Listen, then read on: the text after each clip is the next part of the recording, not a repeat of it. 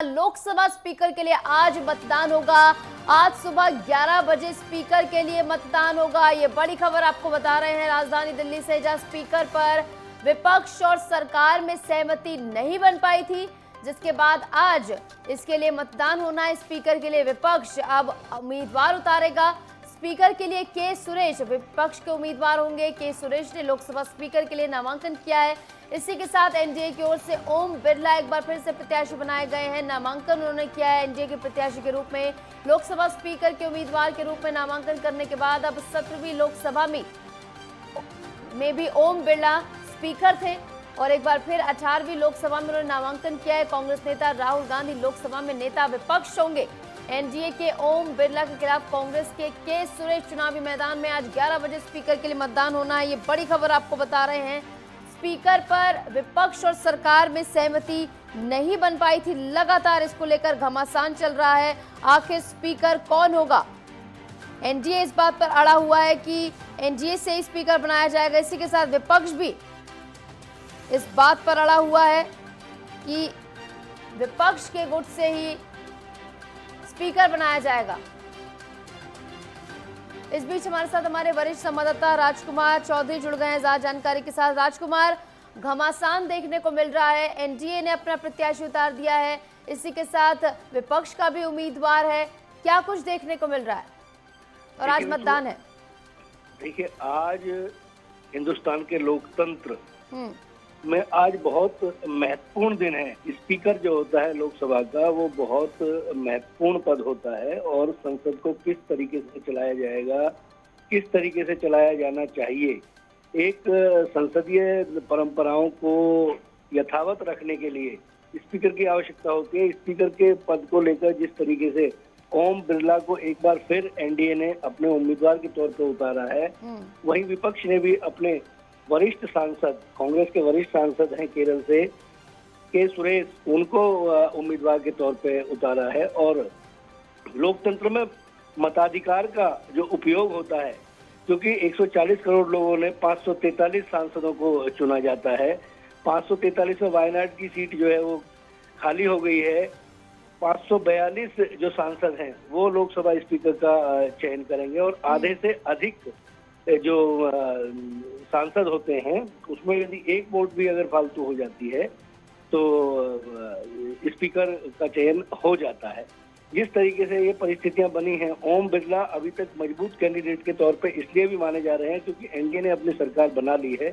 290 सांसदों के साथ वो संसद के अंदर अपनी सरकार की शपथ ले चुके हैं और आज 11 बजे इसके लिए मतदान होगा, गुप्त मतदान के तहत, क्योंकि व्हिप जारी किए गए हैं। व्हिप ऐसी स्थिति में जारी किया जाता है जब सभी को उपस्थित रहना होता है। देखना बड़ा दिलचस्प होगा कि कितने मतों से एनडीए के उम्मीदवार, इसी के साथ नंबर गेम भी साफ हो जाएगा दोनों ही पालों का कि किसके पास कितने नंबर हैं।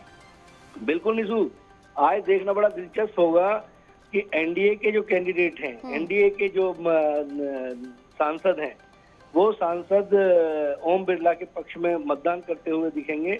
वहीं विपक्ष की तरफ से जो मताधिकार का उपयोग करेंगे वो के सुरेश को कितने वोट मिलते हैं और किस तरीके से ये चुनाव संपन्न होगा, इसकी पूरी व्यवस्थाएं कर ली गई हैं। तमाम जो आवश्यकताएं हैं, जो जरूरत होती है, वो सारी पूरी हो गई है। 11 बजे सारे सांसद संसद भवन पहुंच जाएंगे और वो वोट करेंगे। उस वोट के बाद आज शाम को 4 बजे तक इसका परिणाम आने की संभावना व्यक्त की जा रही है और आज देश को एक नया लोकसभा स्पीकर मिल जाएगा।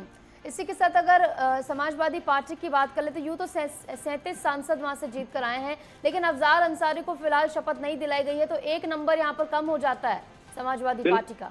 बिल्कुल निशु, एक नंबर अफजार अंसारी का कम होगा क्योंकि उन्होंने शपथ नहीं ली है तो वो वोट नहीं दे सकते। ये एक व्यवस्था है। वायनाड की सीट खाली हो गई है तो वहां से अभी कोई सांसद चुना नहीं गया है। वहां का प्रतिनिधित्व भी कौन करेगा, कैसे करेगा, ये आने वाले दिनों में पता लगेगा। लेकिन अभी लेट्सन ये कहा जा सकता है कि 2 उम्मीदवार चुनाव मैदान में हैं लोकसभा स्पीकर के लिए। सांसद वोट करेंगे, वोट के बाद क्या परिणाम निकलेंगे इस पर पूरे देश की निगाह रहेगी। राजकुमार, किसके जीतने के आसार ज्यादा लग रहे हैं फिलहाल? देखिए इसमें कुछ भी कहना, खैर अभी जल्दबाजी होगी क्योंकि गुप्त मतदान है, कौन वोटर किस तरीके से देता है। लेकिन राजनीतिक पंडित जो हैं वो ये मान रहे हैं कि आज क्रॉस वोटिंग की संभावना भी इसमें जताई जा सकती है कि विपक्ष के कितने सांसद के सुरेश के पक्ष में मतदान करते हैं। ये देखना बड़ा दिलचस्प होगा और इस पर सभी की निगाह रहेगी। लेकिन एनडीए के तमाम जो घटक दल हैं वो सारे एकजुट नजर आ रहे हैं अभी तक, और वो ओम बिरला के पक्ष में मतदान करते हुए दिखेंगे। तो 290 सांसद ये माने जा सकते हैं कि 292 सांसदों का जो मूक समर्थन है वो ओम बिरला को अभी तक मिलता हुआ दिखाई दे रहा है। लेकिन क्योंकि चुनाव परिणाम है, गुप्त मतदान है, जब तक वोटें सामने ना आ जाएं तब तक इस बारे में कुछ भी कहना जल्दबाजी होगी। लेकिन अभी तक लोकसभा स्पीकर के लिए ओम बिरला एक मजबूत कैंडिडेट के तौर पर, एक मजबूत उम्मीदवार के तौर पर इस रेस में सबसे आगे चलते हुए दिखाई दे रहे हैं। आज 11 बजे मतदान शुरू होगा, 4 बजे तक परिणाम आने की संभावना व्यक्त की जा रही है और ओम बिरला इस देश को नए स्पीकर के तौर पर मिल सकते हैं। और इसी के साथ अगर बात कर ली जाए, अगर स्पीकर विपक्ष का बनता है तो इसके क्या कुछ मायने रहेंगे? देखिए ये तो भविष्य के गर्त में छिपा हुआ है। स्पीकर जो होता है वो सर्वमान्य होता है। वो किस तरीके से संसद की परंपराओं को चलाया जाता है, क्योंकि संसद के अंदर तमाम तरह के जो बिल हैं, जब वो बिल पास होते हैं, बिल आते हैं, तमाम सांसद उस पर अपने पक्ष रखते हैं, अपना वक्तव्य रखते हैं। उन सबको किस तरीके से संचालित किया जाए, क्योंकि उन्हीं के बीच से एक सांसद, इसके लिए सबसे बड़ी बात यह है कि ओम बिरला जो है वो सांसद चुने गए हैं कोटा से, और पार्टी के पिछली बार भी वो लोकसभा स्पीकर थे। तो उन्होंने जिस तरीके से 5 साल तक संसद को चलाया, उस तरीके से ये माना जा रहा है, राजनीतिक पंडित भी इस बात को मान रहे हैं, विश्लेषक भी मान रहे हैं, और गणित भी जो है वो उनके पक्ष में जाता हुआ दिखाई दे रहा है। लेकिन जहाँ तक विपक्ष की बात है, विपक्ष की जो परिणाम जब सामने आते हैं उसके बाद ये सब तय होगा कि किस तरीके से चीजें होंगी। लेकिन अभी तक इसमें कोई शक और शुबा नहीं है कि ओम बिरला एनडीए के कैंडिडेट के तौर पर मैदान में हैं और वो जीत के करीब जाते हुए दिखाई देंगे। बिल्कुल राजकुमार, ये देखना बेहद दिलचस्प होगा कि आखिर के सुरेश कितनी चुनौती दे पाएंगे।